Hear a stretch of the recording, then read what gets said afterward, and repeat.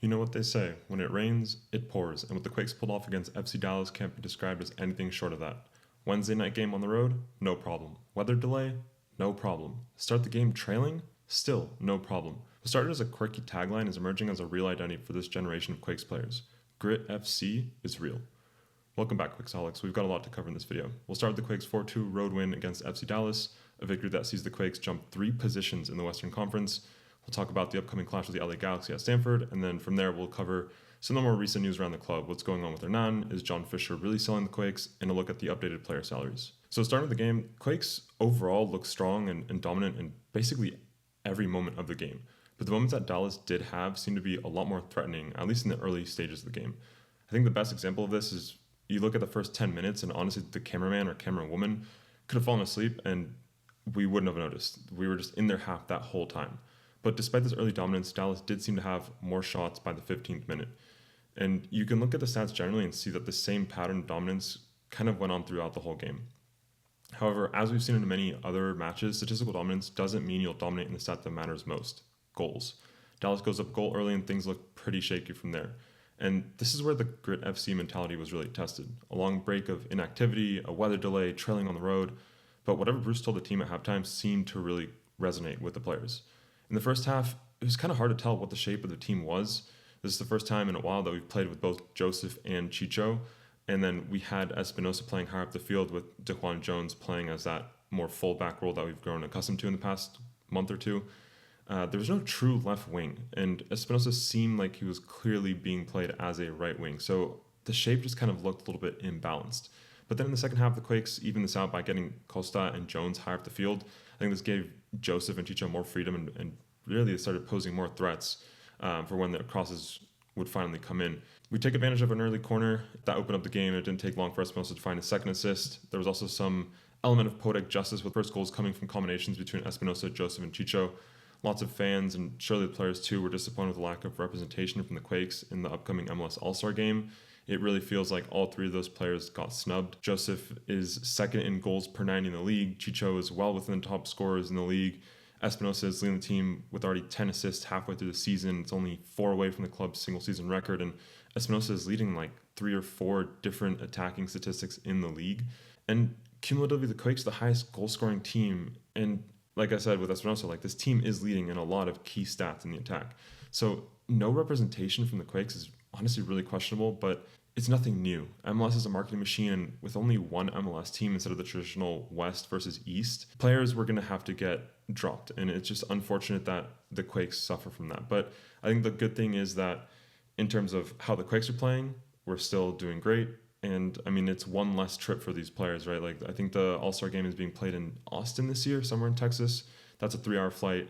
3-hour flight back. Another night of sleeping in the hotel. Well, multiple nights really, because it's a whole multi-day event. So hopefully the Quakes capitalize that in terms of rest, and then use that to continue feeding the hunger. But anyways, back to the game. We're up 2-1, but it wasn't smooth sailing by any means. Lucho Costa, as always, reminds us why he's honestly a household name in this league, and seemingly out of nothing creates an opportunity for Dallas to equalize. And at this point, it just felt like one of those games that would end as a draw. But Beau Leroux, excellent pressing. We've seen this before. Creates a play similarly to Acosta out of seemingly nothing and takes the lead for the Quakes. And I think that defensive failure, that meltdown that Dallas had, just seemed to get in their head. They couldn't come back from that.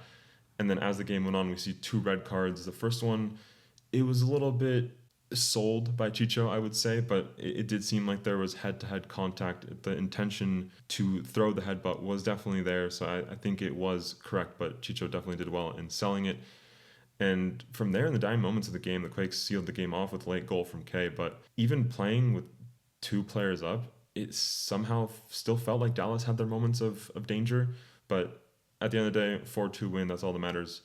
And yeah, we think about standout players, Chicho, Espinoza, Josef, the should have been MLS All-Stars for sure. In terms of players that I felt were maybe lacking or didn't play up to par with the rest of the team, I don't think there was any clear players. If I had to choose someone, I would say Daniel Mooney had a couple giveaways that didn't look good. Daniel had some as well, but overall Daniel had 2-3 really solid saves, so I wouldn't say that's lacking by any means. And then if I'm being really nitpicky, maybe Vitor Costa in the attack. There was play in the first half, I believe, where the ball goes over the top, he gets on it, and then tries to, I don't know if he was trying to shoot or cross or what, but the ball did not end up anywhere near the goal or any other Quakes player. So it's kind of another pattern that we've been seeing, that Vitor Costa adds a lot of defensive stability, but sometimes in the attack, more to be desired. But overall, Quake did a win. I don't think that there was anyone that played a bad game by any means. If I have to pick someone, I think those are the names that kind of come to mind. But one thing that's definitely hard to miss about the game is that fact that Hernán López was not in the lineup or on the bench despite not being listed on the injury report either. Judging by the players' social media activity, it seems like they were all given the week off. Not this week, but the last one. A couple players were in Miami, a couple went back home, and for Hernan, he did just that in returning to Argentina. From what he's been posting and the captions that he's been including, and all at the same time, there's just being so many rumors about, a hint back to him moving to Argentina. It's really strange that he didn't travel to Dallas with the team. Some fans see this as confirmation that he'll be moving on from the Quakes, but others are optimistic that this is just like a health-related decision, and speculation that maybe Hernan came back too quickly from that shoulder surgery early in the season. And of course, there's also the hypothesis that given the quick turnaround between the Dallas and the Galaxy game, maybe Bruce just wanted to rest him and really counts on him against Galaxy. There's nothing concrete. It's a bunch of speculation, but I think this whole situation is disappointing no matter which way you look at it. If Hernan really is moving on, then it's disappointing because Bruce Arena was never able to fit him into this team and never able to integrate him as that pillar that he was meant to be when we acquired him. This was a record transfer fee for the club and honestly a pretty nice salary to go along with that. And really in this Bruce Arena era, we couldn't count on him in many games. He had probably 1 or 2 strong performances this year, and the rest were honestly mediocre to okay at best. Last year he was a really strong contributor, but whether it be tactical, a drop in individual ability, or just difficulty returning from injury, this year hasn't treated Hernan well in the eyes of fans. And if Hernan is staying, which I really hope he does, it's still disappointing that so much speculation and is even allowed to grow. If things were going well for him, then we honestly would not be talking about this. No other designated player other than maybe Messi has ever granted the privilege of skipping out a game. Every match is important, and they need to be bringing our best guys to every stadium the Quakes go to. So just generally speaking, the fact that one of our designated players can't be integrated as a key role under Bruce Arena is just disappointing. And I don't think this is strictly an Hernan problem. Like I said earlier, we don't know if he's really back to 100% in terms of fitness and surpassing that injury he had. It's a problem that the whole team can and probably is responsible for. It's great that Bruce Arena's turned this team around, but we're finding Hernan to be in this gray area of seemingly having one foot out the door of the club. Hernan is a talented player. He's the only one on the team that I think can be characterized as having magic on the ball. And that isn't to say he's the best or the most effective or without error. Not at all. He's made mistakes and we've covered them at length. But throughout this whole situation, I can't help but feel disappointed that such a promising player was never able to flourish the way we all expected. And so, maybe this is just a tactical rotation for the Galaxy game. So looking ahead to the Galaxy still only have 1 win in 18 games. Honestly, it's been... you can't describe it as anything less than beautiful as a Quakes fan. That's exactly what we want to see from the Galaxy every year. I hope that form continues till the end of time. But like Espinoza said, this game is sort of like an island. No outside context matters, and we can't just assume that it'll be a win. We went down to Carson, about a month ago. Honestly, it was a lot more of a tight game than I had expected. And that was before the Galaxy even had their first win. So, we should win this game. There's an obligation for us to win this game in a sporting sense, but we can't just take that for granted. This game will probably have 3 to 4 times the amount of people that regularly attend at PayPal Park. A lot of those people are casual fans or first-time attendees, and winning a game like this and in spectacular fashion is honestly what converts those people to becoming more involved as Quakes fans. And beyond that, for the regular Quakes fans, like Espinoza said, this is like playing a final. This game marks the season in terms of defining success or failure. Last year, we lost all 4 Clásicos. All 4. And in the last few years, generally speaking, we haven't found success. I think the last positive result that I can think of from Stanford was a 1-1 draw, I think. I think it was 2 years ago. So the fans want and deserve a team that is competitive and plays well. The fans put a lot of time, energy, and commitment to supporting this team. And for a lot of people, that's been really hard because this team hasn't reciprocated that in the form of unforgettable wins. We've had to endure a lot, disappointment, humiliation, and at times probably jealousy too. And so I could probably speak for the hardcore fans that, yeah, this is a final in a must-win game. No other result is going to be satisfactory. And if it's in this fashion that we saw against Dallas, it'll be even better. We want that Stanford Cali Clasico magic, that Goonies energy, the new Grit FC mentality, and above all else for a completely disastrous performance from the Galaxy, and the kind of win that we'll be talking about over 10 years from now, and the way that we talk about the Goonies. We'll be there. We're hoping for the best. Really hope that this run of form that we've seen, honestly, since like mid-April continues. And yeah, we'll be here to cover it when that's done. But moving on to news, more generally with the club, the first one I want to talk about was the player salaries did get updated. We see this coming in from the MLS Player Guide.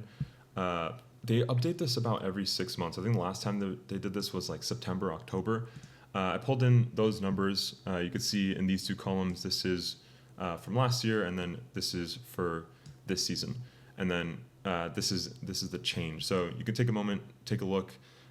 There's some names that definitely jump out as questionable in terms of how much or how little they're making. And then on this right side, we can see the players that are no longer with the Quakes as of this season, and then the incoming players in terms of a difference in how much these players are getting paid. It's an increase of $2 million. But then you look at the individual names and you're like, okay, Beau Leroux is probably better than all of these players. Chicho is probably better and a bigger contributor than all these players combined. And you go down this list, like Ian Harkes, Josef Martinez. A lot of these players are like, you look at this and you're like, wow, for $2 million in terms of how much value we got on field, and we're sitting 5th in the West now. That's what, jumping 9 positions in the West from last year. Definitely well spent. Of course, this doesn't account for money into the club, like Emi Ochoa being sold. I think this was around $2 million. And then for the players coming in, Chicho, I think that was a deal that was like $1 million over 2 years. I think it was like $500,000 for Dave Romney, Earl Edwards, and Ian Harkes. Some combination of that. I remember when we picked up 3 players, it was like $500,000. So this $2 million doesn't paint the full picture, but in terms of salary, this is definitely great value. And then in terms of some of these names that I think some fans are going to jump at, I mean, Bruno Wilson, this is a name that we've seen online be talked about a lot.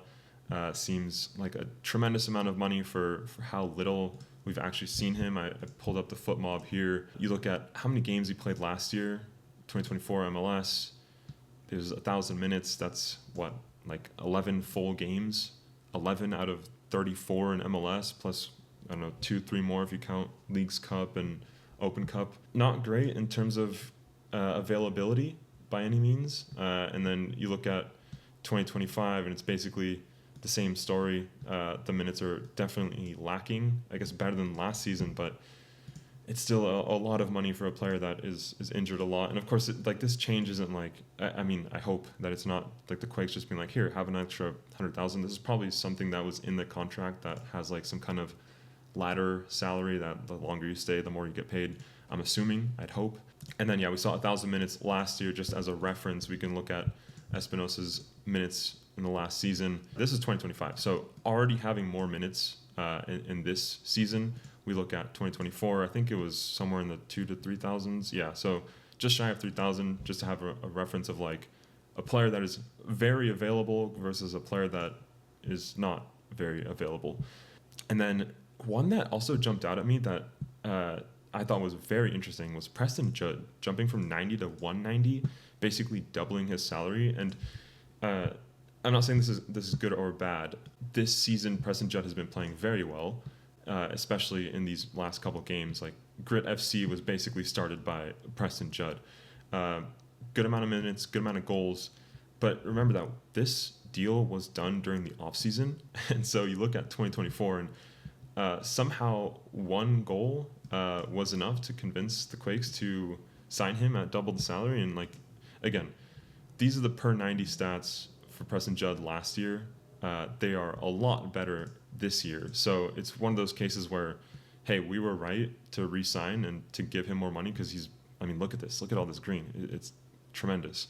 But looking back at like what we knew at the time that this deal was made, it seems interesting. It seems like, okay, is that the kind of decision making that leads to these kinds of contracts? I'm not sure. And granted, at the time that he was re-signed, this was the only striker that we had on the team. So maybe it was a situation of like, hey, we need you to stay because we don't have any other options. Beau did depart to LAFC, and we didn't bring in Chicho or Josef until later on in the offseason. So yeah, those are just some of the ones that stuck out to me. If you have any other thoughts, let me know. I'll be reading down below. But yeah, that's player salaries. And so moving on to the last bit of news. I think this came out about a week ago at this point. John Fisher has reportedly put up the Quakes for sale, it seems like. And that's basically all we know. We don't know how much he wants. We don't know how much it's actually worth. We don't know if there's any actual buyers. But the speculation on this has been pretty... I mean, John Fisher is I don't even know if you can say polarizing. I think most Quakes fans are disappointed with John Fisher's ownership of the Quakes. Despite that, because of the history of the Quakes being moved to Houston, I think there's a lot of people that are a little bit worried about this, and myself included. I think change in ownership obviously it represents an opportunity for the Quakes to really grow as a club in terms of money coming in terms of infrastructure, in terms of players being signed, in terms of just how the club is run. But it's also scary because we don't know the intentions of the person coming in to buy the Quakes. Relocation is something that has happened in the past. I don't think it would happen again. We have our own stadium, so there's no reason to relocate. But you look at things like Columbus Crew almost getting moved to Austin. It's a scary idea. And so I think the fans that are maybe a little bit apprehensive to this, I understand that. But for the fans that are saying, yes, Fisher needs to get out, and that'll make the Quakes a true competitive team, not just for one season out of every 5, but as a stable team. I think I see both sides of it. Something to keep an eye out on. Like I said, there's nothing else concrete about this. If there is anything else, we'll cover it. But yeah, that's what's going on with the Quakes.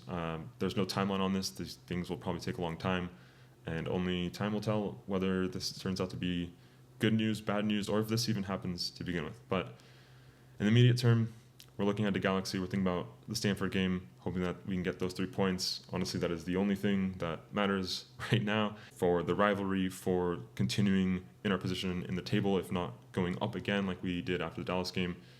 It's going to be a tough game for sure, and we'll be here to cover it. So thanks for listening, and we'll catch you next time.